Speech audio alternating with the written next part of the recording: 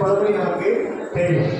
அந்த பழமொழியில தாத்தாவாகிய நீங்க இல்ல பாட்டி நீங்க உங்களுக்கு பிரபலமான அருமையான நல்ல பிரயோஜனப்படக்கூடிய ஒரு பழமொழியை நீங்க சொல்லணும்னு நாங்க கேட்டுக்கிறோம். முதல்ல பழமொழியை தான் ஆரம்பிக்க போகிறோம்.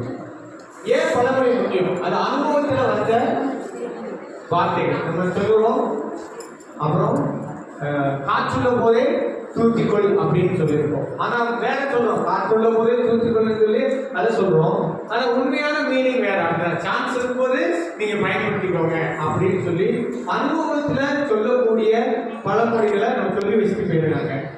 வேதத்துல பாத்தீங்கன்னா ஒரு இதே பழமொழிகள் இருக்கு, ஏகப்பட்ட வார்த்தைகள் இருக்கு.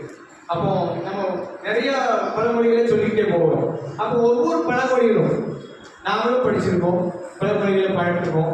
உங்ககிட்ட இருந்து ஒரு புதிய பழமொழிகளும் ஒரு விளக்கத்தையும் உங்க பேரத்தையும் எங்களுக்கு நீங்க சொல்லணும். உங்களுக்கு பிரபலமான நல்ல அனுபவமான ஒரு பழமொழியை முதல்ல நீங்க சொல்லுங்க.